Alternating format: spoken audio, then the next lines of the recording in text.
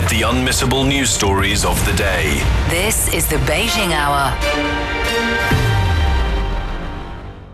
Examining the events that impact and shape China and the rest of the world. This is the Beijing Hour, 1 hour of news and information brought to you every weekday. Now here's your host. Shane Bigham with you on this Friday, August 7th, 2026. You're listening to the Beijing Hour, coming to you live from the Chinese capital. On today's program, China's foreign trade has been surging, already topping 30 trillion yuan so far this year. China's tech sector is becoming a significant draw for global travelers. And China says Japan's pursuit of offensive weapons is increasingly dangerous and regional countries should be on alert. In business, China's small and medium manufacturers maintain steady growth numbers. In sports, tennis action from the Toronto Masters. In culture and entertainment, the new Spider-Man movie continues to enjoy success in the Chinese and global markets. Now checking the day's top stories. Data shows that China's foreign trade in goods rose 17.3% in the first 7 months of the year. The total volume has topped 30 trillion yuan, or over $4.4 trillion US dollars. In July alone, China's total imports and exports reached over 4.6 trillion yuan, roughly $691 billion. Lu Daliang is a senior official with the General Administration of Customs. In July, China's foreign trade maintained the strong growth momentum seen in the first half of the year. The growth rate accelerated by 2.3 percentage points compared with the first 6 months, while the total value of imports and exports exceeded 4 trillion yuan for the 5th consecutive month. Private enterprises further consolidated their role as the main driver of foreign trade. Foreign invested enterprises led growth in imports and exports, while state-owned enterprises also posted gains. Together, they have created a dynamic picture of all types of businesses advancing side by side and contributing to the overall growth of China's foreign trade. Well, meantime, China's exports of high-tech products, including industrial robots and 3D printers, surged by more than 50% last month. These products accounted for nearly 60% of the increase in exports during the month, highlighting the growing role of innovation in driving China's foreign trade. China's automobile sector continues to show strong momentum in foreign trade as well. In the first half of the year, the total value of auto imports and exports rose by more than 25% compared with the same period last year. Fueled by sustained demand from overseas markets, export performance remained particularly robust. Total exports reached 145 billion US dollars, jumping 33% from a year ago. In June alone, export value reached $28 billion, soaring over 47%. And that's a clear sign of the sector's growing global competitiveness. China's large-scale machinery enterprises have seen their added value grow 6.4% in the first half of the year. The China Machinery Industry Federation says 5 key sectors all posted growth of over 6%. China's machinery industry has also seen strong export momentum, with the total import and export value surpassing 690 billion US dollars in the first half, up nearly 16%. Output of nuclear, hydropower, and wind turbine equipment has also risen sharply, indicating the country's rapid transition to green energy. Vice President Ya Dingda explains the key drivers behind the sector's performance. China's machinery industry boasts notable advantages in its comprehensive industrial system and strong resilience. Various reform measures and supportive policies continue to take effect, and favorable conditions underpinning the industry's high-quality development are steadily accumulating. Looking ahead to the second half of the year, the machinery industry is expected to maintain a stable operating trend, with the annual growth rate of major indicators projected to be around 5.5%. To help us better understand all the numbers, Jiao Yang spoke with Shi Huimin, a research fellow with the National Academy of Development and Strategy. So if we can start with China's foreign trade in goods, so just to recap, it rose 17.3% year-on-year in the first 7 months of this year, and that has surpassed the 30 trillion yuan mark for the first time. How do you rate this performance? I think this represents a remarkable achievement. It underscores China's status as a major trading nation and its integration into the global economy, especially compared with a relatively sluggish global trade growth. China's trade performance is amazing. I think there are multiple factors to account for this. First is a rapid development of the AI industrial chain. China and East Asia enjoy substantial strength and close industrial linkages in AI hardware sectors. Moreover, the growth of China's new energy industry has met global demand for green, low-carbon development and lower energy costs. It is also a natural outcome of sustained investment in industrial upgrading in China's high-tech industries, which have boosted the overall competitiveness. Mr. If we can look specifically at the performance of private enterprises, their contribution to import and exports, it reached over 17 trillion yuan in the first 7 months. That's a 17.2% increase, and it accounts for nearly 57% of China's total value. So do you think the foreign trade potential of private enterprises has been fully unleashed here? What are some of the new growth areas we should be watching out for?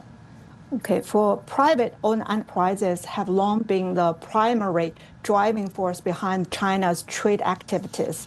Their export and import performance stems from several factors. First is about the enterprise's own competitiveness. Second is their proactive integration into the global economy and vigorous efforts to go into the international markets. And third is about a stable and favorable domestic environment underpinned by the support of a huge-scale domestic economy. So in my view, there remains substantial potentials. To begin with, the technological and industrial upgrading will unlock great potential for imports and exports of high-tech products, such as robots for emerging industries, 3D printing equipment, and vessels. Furthermore, enterprises' outward investment, the so-called going global strategy, will further link the domestic and overseas markets, driving the import and export growth in areas including the intermediate goods. That was Shihui Min with the National Academy of Development and Strategy. Coming up, China's tech sector is drawing tourists from all over the world. OpenAI, Google, and Anthropic are all cutting prices. Coincidence? Or a sign that Chinese AI is changing the game?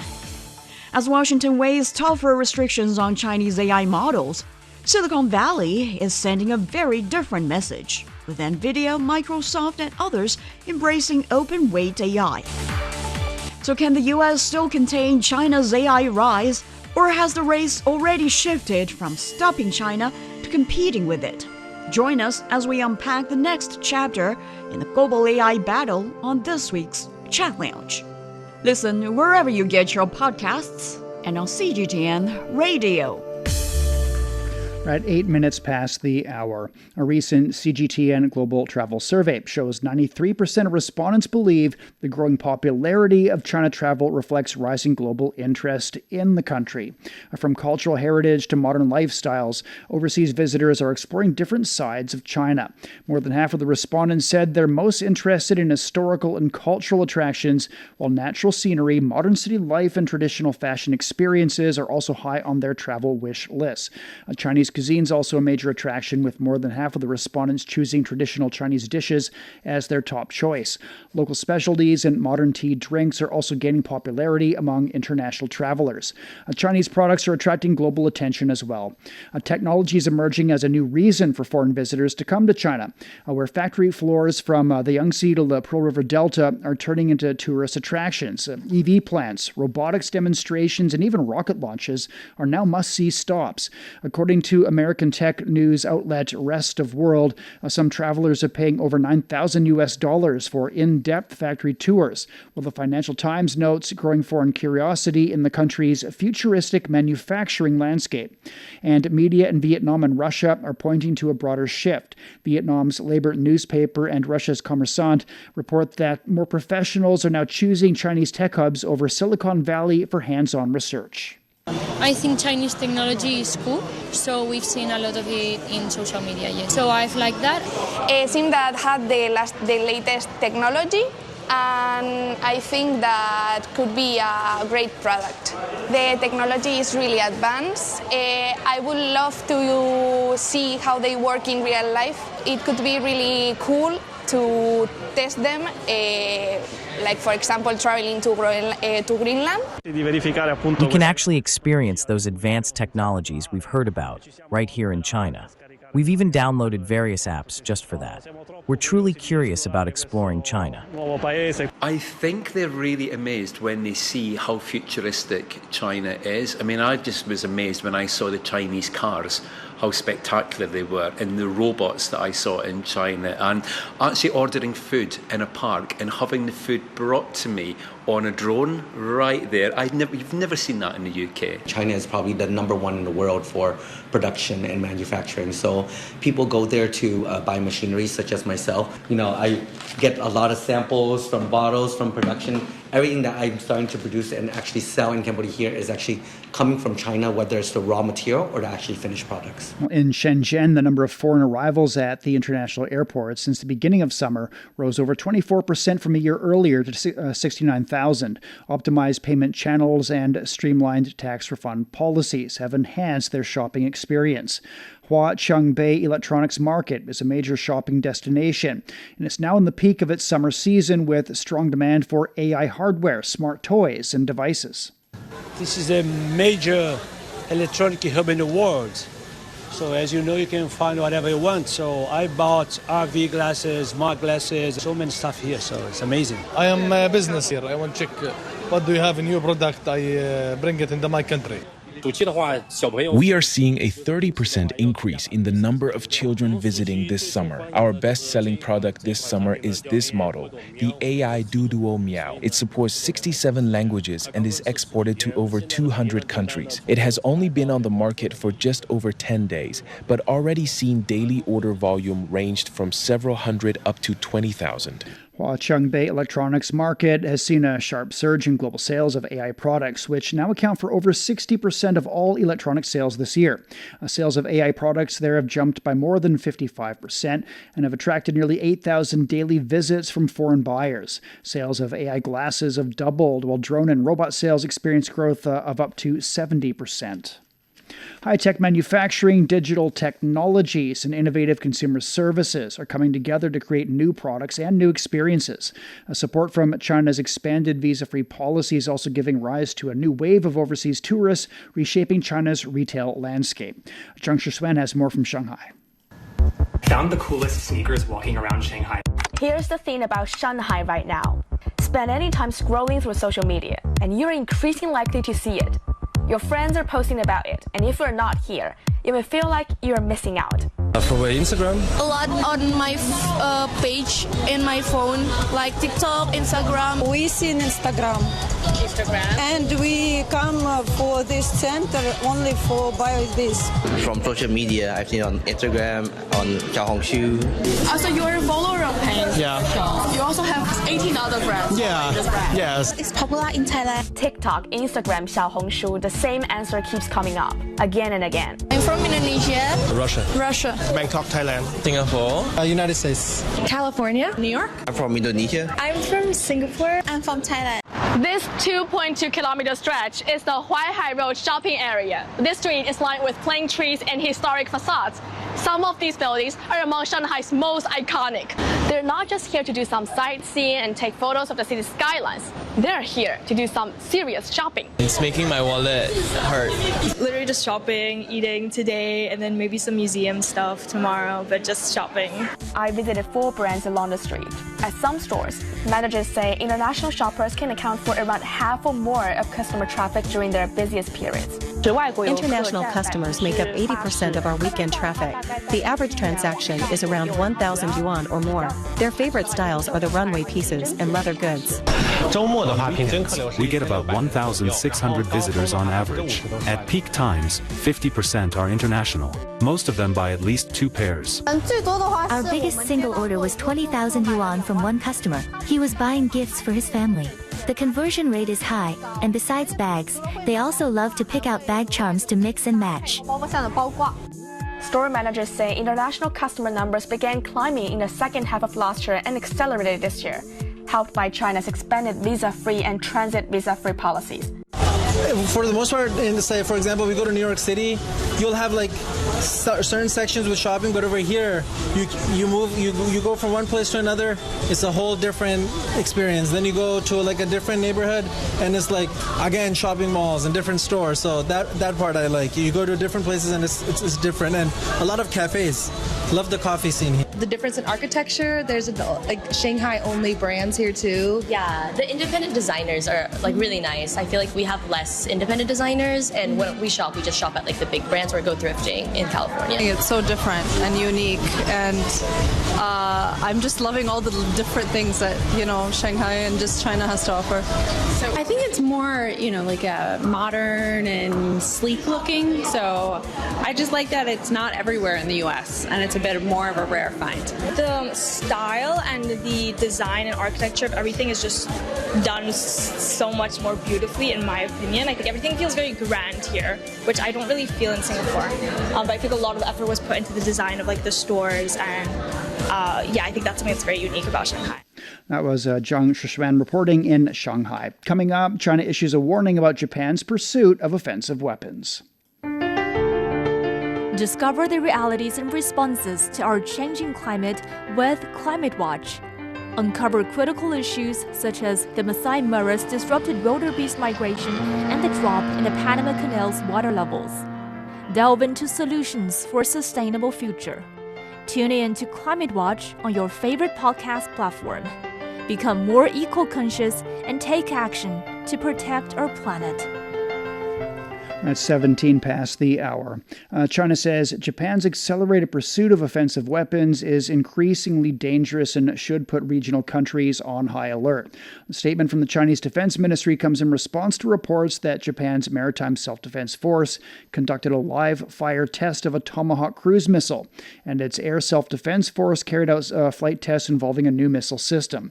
Ministry spokesperson Chen Shi says Tokyo is using its claims of growing security threats as a pretext to break away from the constraints of its pacifist constitution and its exclusively defense-oriented policy. The spokesperson says the international community should work together to prevent a resurgence of militarism, stressing that peace must be safeguarded and history must not be allowed to repeat itself. Professor Warwick Powell from Queensland University of Technology in Australia says Tokyo has effectively abandoned its defense posture, setting itself up as a projector of military power into the region and beyond.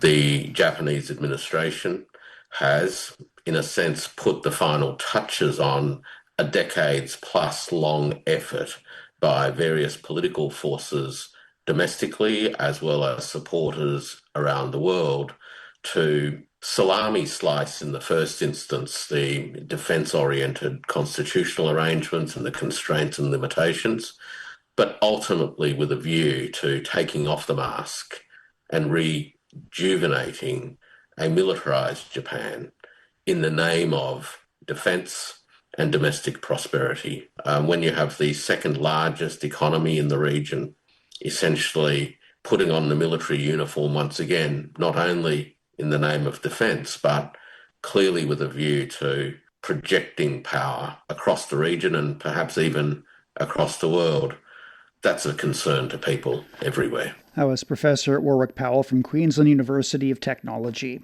Japan's latest defense white paper has drawn criticism from Russia, with Moscow accusing Tokyo of moving toward remilitarization and increasing regional tensions. The annual document identifies China, Russia, and the Democratic People's Republic of Korea as major security challenges for Japan, while outlining plans to further strengthen the country's defense capabilities. Russian Foreign Ministry official Alexei Fediev says Japan should remember the lessons of history and remain on a peaceful path. Japan is accelerating its remilitarization and inventing political excuses to justify it, including so-called threats from Russia and China. We stress again, it is not Russia-China cooperation that harms global and regional security, but the actions of Japan's own leadership. Japan is moving away from the pacifist clauses of its constitution, seeking to abandon its commitments, especially the 3 non-nuclear principles, and forgetting the lessons of World War II. On the 81st anniversary of the atomic bombings of Hiroshima and Nagasaki, Russia urges Japan to learn from history and remember that the path of peace is the only right path. Well, analysts say Japan's security shift reflects a broader move toward becoming a more conventional military power. Young Ki-ho, professor of Japanese studies at Sung Kong-ho University in Seoul, says the Japanese government has been pushing forward with a series of security-related measures. Overall, I believe Japan is moving toward becoming a more conventional military power alongside efforts to revise its constitution. Since winning a decisive victory in the last general election, the Takayuki administration has more openly embraced the conservative agenda associated with former Prime Minister Shinzo Abe. With a stable government, it has been pushing ahead with a series of security-related measures, including proposed anti-espionage legislation, military expansion, revisions to Japan's key defense documents, and the establishment of a National Intelligence Bureau. In that context, the new Intelligence Bureau and the revised defense strategy should be seen as part of the same broader policy direction. Young says Japan's growing focus on security issues has also affected relations with South Korea, where historical grievances continue to complicate closer military cooperation. The Takaichi administration's landslide election victory was achieved in part by emphasizing concerns over China. At the same time, strained Japan-China relations have become an important source of political support for the ruling Liberal Democratic Party and the current government. From the ROK's perspective, Japan has consistently called for closer trilateral security cooperation among the ROK, the U.S., and Japan. Japan has also repeatedly sought a bilateral acquisition and cross-servicing agreement, or ACSA, with the ROK. However, Seoul has declined. Given lingering historical grievances and public sentiment, as well as surviving victims of Japan's colonial rule, it remains politically difficult for South Korea to accept such an agreement. That highlights one of the clearest differences between Seoul's and Tokyo's security positions. Those concerns have already sparked growing public opposition within Japan. Well, Japan has in recent years expanded security cooperation with partners including the United States, while debates continue at home and abroad over the country's evolving defense role. Iran and Oman have reportedly reached an understanding on the outlines of an agreement to reopen the Strait of Hormuz for 60 days, but there's no immediate response from the United States. Nick Harper has more from Washington. Essentially, this would hand over control to the Strait to Iran and Oman, something that the US specifically, throughout all of this, has been saying it does not want to happen. It wants the waterway to be free and open without any controlling power overseeing which ships get through, because in theory this new mechanism would really come down to the Iranians deciding ship by ship which ones they want to let through and potentially how much they charge them. There is some discussion of them charging a 5 to 7% of the total cargo rate on any ship that wants to go through, and we know the US is very much against the idea of any potential toll. No word yet from US officials, but Donald Trump throughout all of this has been suggesting that the reopening of the Strait of Hormuz is vital to what happens next, the next part of the discussions, moving on to denuclearization. He wants to get the strait reopened first, but what Iran is suggesting is certainly not what Donald Trump had in mind, and potentially this might be the first step to reopening it, but it would also give the Iranians incredible control over the strait. But they say that really this conflict has fundamentally changed the rules of the road, and that's why they're trying to get this agreement in place, something that the US is standing in opposition to. That was Nick Harper reporting. The Spanish territory of Ceuta has reported at least 100 deaths following the mass migrant crossing from Morocco. The city's leader says thousands of undocumented people remain in the enclave. Some migrants are living in makeshift conditions as they wait to find out what comes next. For some of those who remain, daily life means sleeping outdoors and relying on donations for food. Sometimes we do, sometimes we don't. Sometimes we buy food ourselves. Other times, people come and donate food to us. I want to work. In Morocco, I couldn't find any work. In Spain, I'll do whatever job I can. I can make furniture. I can work in a barber shop. I'll do anything. I just want to earn a living. The influxes also put mounting pressure on local services and communities. Ceuta has a population of just over 80,000, and residents say the city is struggling to cope with the sudden arrival of so many people. Ellos viven en unas condiciones de pobreza y they live in poverty. They hope to improve their lives. I understand that. But please understand us as well. We cannot take in so many people. There are only a little over 80,000 people here, yet more than 70,000 arrived all at once. How are we supposed to cope with that? We don't have enough space. We don't have enough capacity, and we certainly don't have adequate policies. Because they realize there is nothing here. They are sleeping on the streets with no food and no water. Local residents have already done everything they can to help them. They don't have any money to use. Many shops here do not accept the Moroccan currency, the dirham. So in the end, many people chose to return to Morocco voluntarily. No one forced them out. They were simply guided on their way. They just felt that going back to Morocco was better than staying here. Authorities and residents are facing mounting humanitarian and logistical challenges. Relentless heat and a lack of rainfall are pushing some of the continent's most important rivers to record low levels in Europe. With the drought now visible from space, satellite images show shrinking waterways winding through parched landscapes, exposing riverbanks and sandbars usually hidden beneath the surface. Many of these rivers are vital for transport, power generation, tourism, and wildlife. But as water levels fall, communities, economies, and ecosystems are paying the price. Pablo Gutierrez reports. Samuel Como has spent his life on the Danube. Today, the captain of the Thetis guides us past Hungary's parliament, along a river he knows better than most. But this summer, he says, he is navigating in unfamiliar waters. In this year, there was very few rain, and not only in Hungary it was not raining because it doesn't matter, but in Austria, Germany, the Czech Republic, so all the places from where the Danube collects the water and brings here. The Danube stretches nearly 2,900 kilometers from Germany's Black Forest to the Black Sea. Months of drought have left large sections too shallow for many vessels. Near Gellerhill in Budapest, Samuel points to a landmark that locals have feared for centuries, the Hunger Rock. It rises only when the river falls to extreme levels. So when the rock comes out from the water, then the hunger comes, because then it's very little water in the Danube and also very little water on the fields. The warning reaches far beyond Budapest. International cruise ships that normally sail through the Danube now sit tight to the docks. Passengers finish parts of their journey by bus. 70 kilometers north of Budapest, in Esztergom, 2 international cruise ships remain docked. River cruises bring around 600,000 visitors to Budapest and Hungary each year. With bookings down, towns that rely on these type of tourists will suffer and could lose millions of dollars. Upstream in Moche, Slovakia, people now walk where ships once passed. Among them is Esther, visiting from Vienna. We don't see the boats, the cruise ships here, so it's sad. Commercial cargo vessels also wait for the river level to rise. And for those who work on the river, fewer boats mean fewer customers.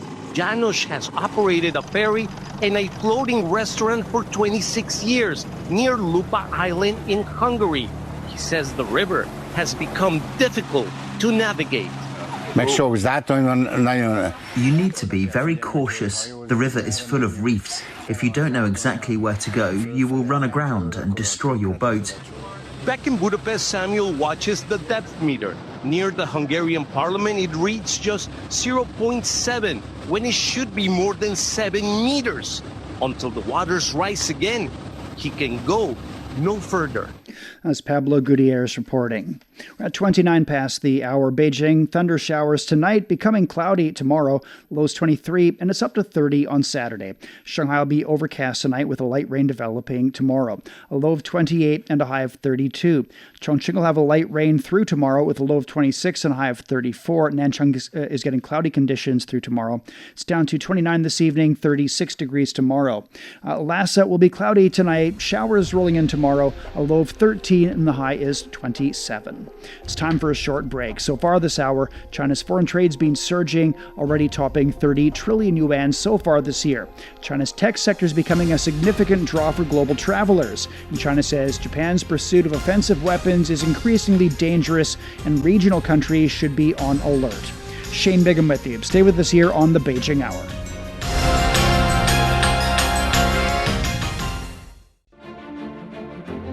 The transition to a greener future is no longer a distant goal. It's happening now. In power plants, factories, farms, and cities across China. As the world grapples with climate change, energy security, and the growing demand for electricity, China is searching for new ways to cut emissions while keeping its economy moving. Across the country, our reporters visit renewable energy hubs, industrial centers, and agricultural communities to see what that transformation looks like in practice. Through first-hand stories and on-the-ground reporting, we explore the opportunities, the challenges, and the ideas shaping China's green transition. Listen to China's Green Code, Rewriting the Rules of Growth, a special series from Climate Watch, available wherever you get your podcasts.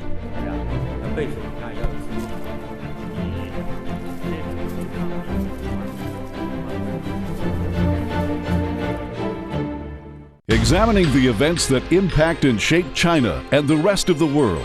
This is the Beijing Hour, 1 hour of news and information brought to you every weekday. Now here's your host. Shane Bigham with you on this Friday. Still to come. In business, China's small and medium manufacturers maintain steady growth numbers. In sports, tennis action from the Toronto Masters. In culture and entertainment, the new Spider-Man movie continues to enjoy success in the Chinese and global markets. To contact us, you can email radio@cgtn.com or follow our X account @CGTNradio. You're also welcome to subscribe to our Substack newsletter, Beyond Beijing, for the world's biggest stories, along with sharp insights and exclusive analysis. But first of all, a check of the day's headlines. China's foreign trade in goods has continued to maintain sound growth. Trade rose 17.3% to over 30 trillion yuan, or more than $4.4 trillion in the first 7 months of the year. Exports rose 14%, while imports grew 22%. In July alone, the import and export numbers surpassed 4.6 trillion yuan. The exports of high-tech products, including industrial robots and 3D printers, surged around 50% last month. China says Japan's accelerated pursuit of offensive weapons is increasingly dangerous and should put regional countries on high alert. The statement from the Chinese Defense Ministry comes in response to reports that Japan's Maritime Self-Defense Force conducted a live-fire test of a Tomahawk cruise missile, and its Air Self-Defense Force carried out flight tests involving a new missile system. Ministry spokesperson Chen Shi says Tokyo is using its claims of growing security threats as a pretext to break away from the constraints of its pacifist constitution and its exclusively defense-oriented policy. The spokesperson says the international community should work together to prevent a resurgence of militarism, stressing that peace must be safeguarded and history must not be allowed to repeat itself. Beijing's on alert for torrential rains and floods. Authorities have urged efforts to respond to mountain torrents and geological disasters and to relocate residents from flood-prone areas. Thailand says at least 8 people have died in a school shooting north of Bangkok. A teenage shooter opened fire, also wounding dozens of students and teachers. Police say the suspect stormed the school after killing his grandparents at their home. The motive behind the shooting is not immediately clear. Tasnim news agency has reported 2 explosions on Keshem Island in southern Iran. The report said it was the result of the Iranian armed forces' confrontation with what it called hostile enemy targets at the entrance of the Strait of Hormuz. A local official said no strike or incident has been reported on the island. Investigations are underway to identify the cause of the explosions. A car crashed into a children's development center in Thailand on Friday, injuring at least 13 children. Initial investigations suggest the driver may have lost control after suffering a sudden illness. The driver and passengers also sustained minor injuries, and all those injured have been taken to hospital for treatment. U.S. President Donald Trump has signed 2 executive orders to narrow birthright citizenship, a new effort by the administration following the Supreme Court's ruling against its previous order. One of the orders targets birth tourism, the entry of foreigners into the U.S. via a non-immigrant visa for the purpose of giving birth on U.S. soil, or any effort by any foreigners to facilitate such entry. The other order expands the definitions of people ineligible for birthright citizenship. And they include children of foreign government employees, or children of members of a designated foreign terrorist organization, or children of people, that is, who engage in fraudulent activity or obtain citizenship. The 14th Amendment of the U.S. Constitution states that all persons born or naturalized in the U.S. and subject to the jurisdiction thereof are citizens. Meantime, Trump has also signed an executive order set to set minimum import prices and a 15% tariff on products made from polysilicon. That's a key material for solar panels and semiconductors. Authorities say China's south-to-north water diversion project has delivered more than 80 billion cubic meters of water through its middle route, benefiting nearly 118 million people in 27 cities. Since entering operation nearly 12 years ago, the middle route has helped ease water shortages across northern China, improving drinking water security, restoring aquatic ecosystems, and strengthening the country's overall water security. In Beijing, the diverted water supplies nearly 80% of the capital's urban water needs. The south-to-north water diversion project is the world's largest water transfer scheme. You're listening to the Beijing Hour. Coming up in business, China's small and medium manufacturers maintain steady growth numbers.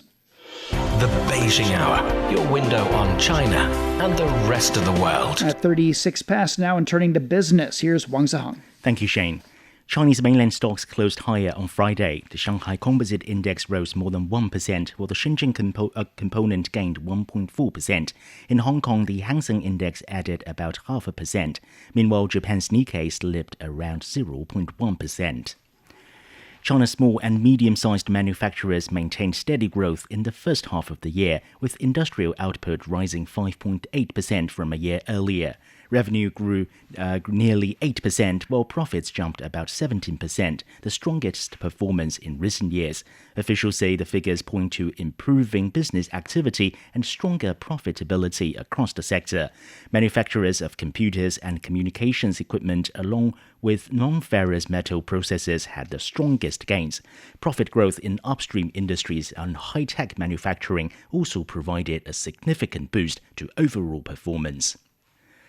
China produces over 70% of the world's lab-grown diamonds, driving down global prices by making identical gems in just weeks at a fraction of the cost. This rapid, affordable production is placing unprecedented pressure on the traditional natural diamond industry. Rahul Patak has more. To the naked eye, it's almost impossible to tell the difference because there is no difference, apart from the way they are manufactured. These are synthetic diamonds, grown in and produced in a lab, and for a fraction of the cost of their naturally mined counterparts. Chemically, physically, and optically identical to traditional diamonds, but unlike traditional diamonds, these lab-grown precious stones take just 6 to 8 weeks to create. Modern technology has allowed diamond manufacturers to mimic the natural formation process, meaning they can produce these synthetic gems at a much cheaper cost and at a higher volume. China is the world's biggest manufacturer, producing over 70% of the world's lab-grown stones. In 2025, this factory in Zhucheng produced the world's largest lab-grown single-crystal rough diamond, weighing in at 156.47 carats. Global sales of synthetic diamonds have risen steadily since the 2010s. From $12.1 billion in 2025, it's projected to grow to $16.3 billion by 2033. The increasing affordability and quality of these diamonds has seen prices drop across the industry. The natural diamond industry will need to adapt to this new challenge or run the risk of becoming obsolete. There was Rahul Patak reporting. Now, China's appetite for imported durians continues to grow. In the first half of the year, imports of this tropical fruit surged, with a major land port in South China handling much of the increase. Wang Tianyu visited the gateway in Guangxi to see how customs handles the rush. This might be China's busiest port for imported tropical fruits. 1 out of every 3 durians entering China come through here. Youiguan Port, in English, Friendship Pass. It sits on China's deep south border with Vietnam, linking the country to the whole of Southeast Asia. Customs officers test for pest and quality. That keeps every shipment moving smoothly to markets all across China. And this year, there's more fruit than ever. Heavy rainfall across Southeast Asia has boosted the harvest. This year, fruit imports through Youiguan Port have been strong. In the first half of the year, we brought in fruit worth over 12 billion yuan, or about $1.8 billion US, up 40.8% from last year. Durian led that growth. It made up almost 90% of all fruit imports here. Durian imports through this port jumped nearly 56% in the first 6 months of 2026, and officials expect that pace to continue. More durian from Vietnam is on the way in the coming months. Our durian business has grown about 15% this year. Right now, most of what we're bringing in still comes from Thailand. And it's not just happening here. Across China, durian imports grew at almost the same pace as Youiguan, up more than 57% in the first half of this year. New rail links like the China-Laos Railway are opening up even more routes for Southeast Asian fruit to reach Chinese consumers faster.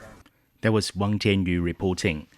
China and Italy are strengthening their economic ties through new trade agreements valued at over $400 million US, targeting key sectors including agri-food, industrial machinery, and luxury goods. By leveraging major Chinese e-commerce platforms, Italian producers aim to diversify exports and secure new growth amid global trade uncertainties. Hermione Kitson reports. Since 1817, the Gradassi family has been producing premium olive oil in the hills of Umbria. Today, that tradition is travelling far beyond Italy. We started working with the Chinese market about 10 years ago, when olive oil culture in China was in its early stages and there were only commercial oils. Since then, the market has developed significantly. Marfuga is one of many Italian companies looking to expand in China thanks to new trade agreements. An Italian Foreign Ministry mission in April led to a new Made in Italy strategy focused on agri-food, machinery and luxury goods. The aim is to also boost the presence of these products on China's e-commerce platforms. Our products are available on JD.com and Tmall, and through these channels we're also communicating that olive oil is not just a condiment, but is also valued for its health benefits. The growth trend of Umbrian exports to China is much stronger than that of other Italian regions. It's a strategic market that we need to invest in. The agreements will also strengthen partnerships that have been developing for decades. One example is OMG Sicoma, an Umbrian manufacturer of concrete mixers. The family-owned company entered the Chinese market in the year 2000, establishing a joint venture in the city of Zhuhai in Guangdong province. From 200 mixers in 2 years, then 500 and 1,000, up to 4,000 mixers in a year, reached several times along the last 25 years. The model used in China has since been replicated by the company in other international markets. From local producers to regional industry, these companies reflect Italy's push to diversify exports to China at a time of growing global trade uncertainty. We have to find which are the very niche of market, in which the high technology, creativity, and the quality of the products, so Italian product, can be competitive. From generations of family business and Made in Italy expertise, a new chapter of growth. There was Hermione Kitson reporting. China's central bank has renewed its bilateral currency swap agreement with the Central Bank of Argentina. The deal is valued at 130 billion yuan, or about $19 billion US. The agreement will last for 5 years. Officials say the deal will strengthen financial cooperation, boost trade, and help maintain market stability between the two nations. China Eastern Airlines has introduced a more flexible ticket change and refund policy for domestic flights. For tickets purchased on or after Friday, passengers can change or cancel their bookings free of charge up to 14 days before departure, regardless of ticket class. AI4, North America's largest artificial intelligence conference, has wrapped up in Las Vegas. Among the keynote speakers was Geoffrey Hinton, widely known as the godfather of AI and the 2024 Nobel Prize in Physics laureate. Hinton called on the United States and China to work together on AI safety. Nobody wants AI to go rogue and try and take over. And so I think they'll collaborate on that just as the USSR and the United States collaborated in the 1950s. So I'm very confident that if the Chinese discovered a way of stopping AI from going rogue, they would immediately tell the Americans, because they don't want the American rogue going rogue either. I believe that in China, they're pushing for the idea you can't just replace a worker with an AI. You've got to have workers working with AIs to do the job. The danger is that if you get unemployment, the government will lose a lot of its tax base at the very time when it needs a lot of resources to deal with the unemployed, and that'll cause terrible social disruption. The four-day event attracted more than 12,000 attendees from over 85 countries and featured nearly 400 exhibitors and sponsors. And finally, a judge in the US has ordered Meta to pay $567 million, ruling that the company contributed to the youth mental health crisis. The court in New Mexico also ordered sweeping measures to better protect young users in the state. Meta must delete accounts belonging to children under the age of 13, make all teen accounts private by default, and block push notifications during school hours and late at night. It also prohibits teenagers from engaging in romantic interactions with Meta's AI chatbots. Meta says it disagrees with the decision and plans to appeal, adding that it remains committed to protecting young users. Thank you very much. That's Wang Ziheng with Business. You're listening to the Beijing Hour, and coming up in sports, we have tennis action from the Toronto Masters.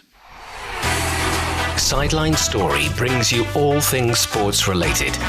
The hottest topics, latest events, juiciest stories, all with a very personal take. Subscribe to Sideline Story Podcast for heated sports discussions covering events that are happening in China and around the world. 47 past, and turning to sports now. Here's Yang Guang. Thank you, Shane. In tennis, top-ranked Aryna Sabalenka has advanced to the fourth round of the WTA Toronto Masters after beating China's Zhang Shuai 6-3, 6-4. The four-time Grand Slam winner dropped only 7 points on her first serve and wrapped up the match in 76 minutes. Sabalenka said she struggled to find rhythm in her return games early, but was happy that everything clicked in the end. Sabalenka next faces Russian 16th seed Yekaterina Alexandrova, who leads their rivalry 5-4, but lost to Sabalenka on Berlin grass this year. Elsewhere, third seed Jessica Pegula cruised past Kamila Rakimova 6-4, 6-love in 68 minutes. Seventh seed Iga Swiatek needed just 66 minutes to beat Victoria Goblich 6-2, 6-1. The $1 million one-point slam is returning to the Australian Open in 2027. Organisers say the crowd favourite event will again offer a top prize of $1 million Australian dollars, or around $700,000 next year before the main draw at Melbourne Park. Last January, little-known local amateur Jordan Smith beat Yannick Sinner and went on to become a millionaire after winning the tournament. All matches lasted just one single point in the knockout bracket that included men and women, professionals and amateurs, and celebrities like pop star Jay Chou from China's Taiwan region. The main draw of the Australian Open runs from January the 17th to 31st. In football, Real Madrid have secured Vinicius Jr.'s future, with the Brazilian winger signing a new contract that keeps him at the club until June 2032. The 26-year-old, who has scored 128 goals and provided 100 assists since joining from Flamengo in 2018, had been linked with a move to Arsenal. The extension ends months of speculation and keeps one of Real's key attacking stars in Madrid. Leeds United have signed goalkeeper James Trafford from Manchester City on a 5-year contract for an undisclosed club record fee. British media say the deal is worth around £40 million or more than $53 million plus bonuses, making the 23-year-old the most expensive British goalkeeper in history. Trafford, who was on England's World Cup squad this year, made 17 appearances for City last season. The English international came through City's academy and had loan spells at Accrington Stanley and Bolton before joining Burnley in 2023. He returned to City last July but struggled to become a regular with Gianluigi Donnarumma as a first-choice keeper. Leeds, who finished 14th in the Premier League last season, begin their campaign against Nottingham Forest on August 22nd. World football's governing body is facing a deepening rift even after FIFA President Gianni Infantino received a crucial show of support from Africa at a crisis meeting in Morocco. The Confederation of African Football has unanimously endorsed Infantino, giving him a lifeline as he seeks a fourth term in the March election. 54 African nations make up more than a quarter of FIFA's membership. But the European governing body UEFA is holding firm, saying Infantino has not met the conditions for its return to FIFA competitions, reiterating its loss of confidence in his presidency. The turmoil follows Infantino's failed attempt to sell a stake in the World Cup to private investors, a move that sparked the fiercest revolt of his tenure. Players' unions have labeled it a profound abuse of presidential power. Infantino still enjoys strong support from many smaller associations, particularly across Africa and Asia, where FIFA development funding remains central to national football programs. And finally, in cycling, Kimberly Lecourt of Mauritius emerged victorious in a reduced sprint to win stage 6 of the Tour de France Femmes on Thursday. Swiss rider Marlen Reusser held on to the overall lead with 3 stages remaining.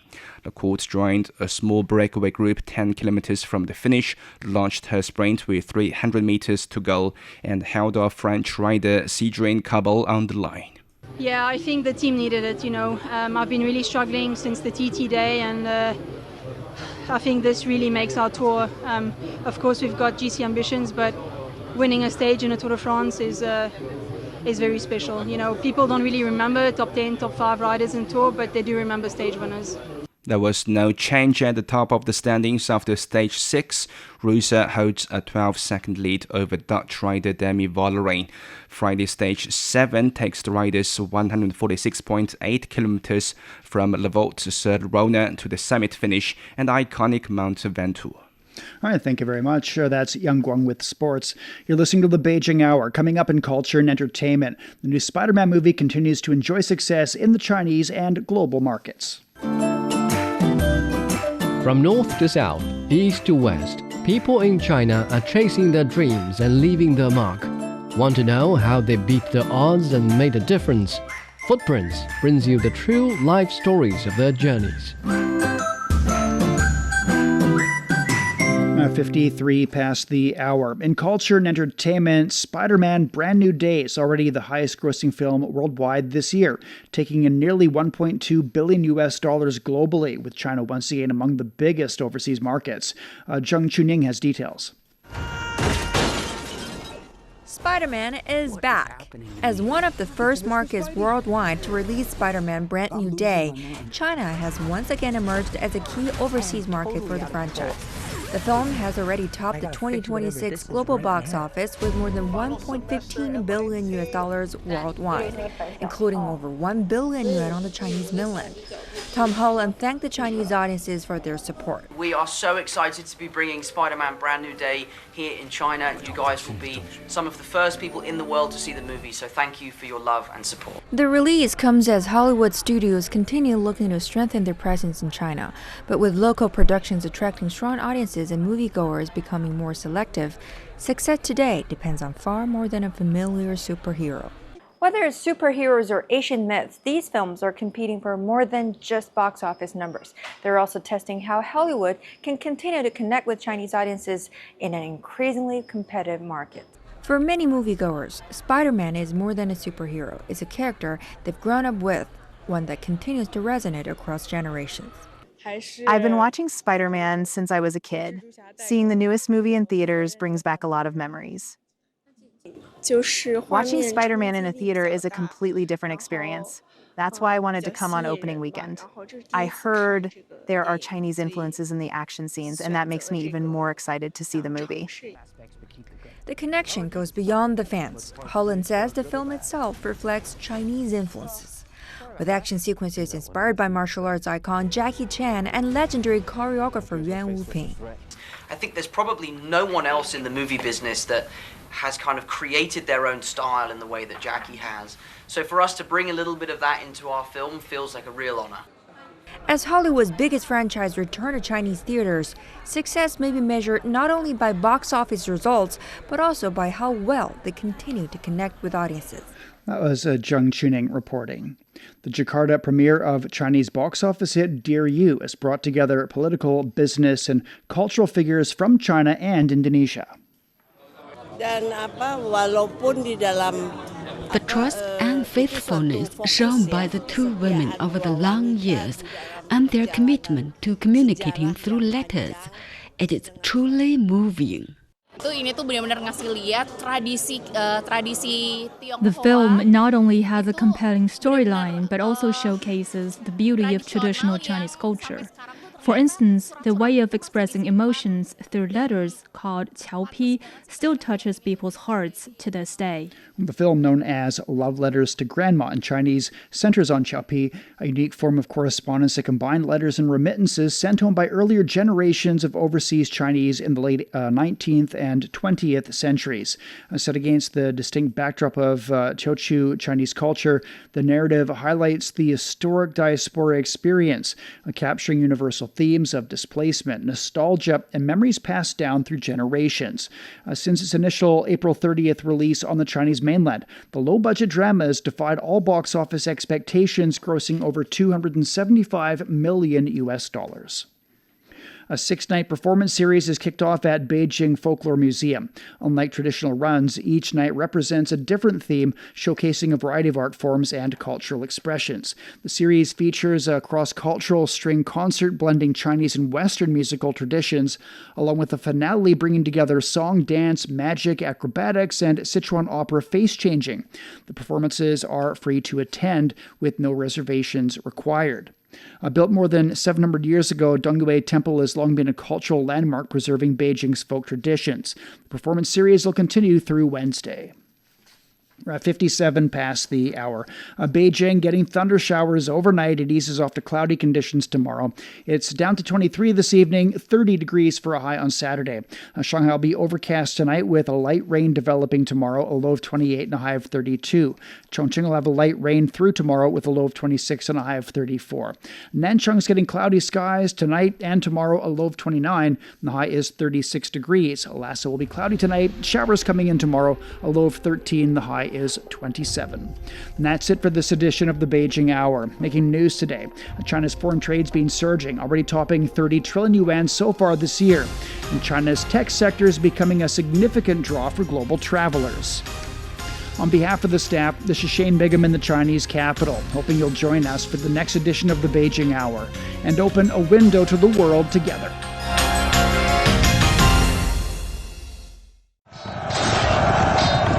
The best military commander is not he who fights 100 battles and wins every one of them.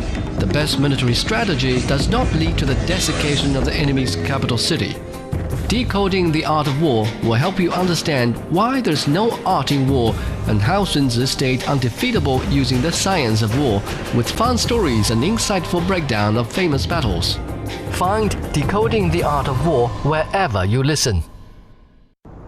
A poem for the Tibetan antelope, the gentle spirit of the Qinghai Xizang Plateau, spoken by voices from across the world.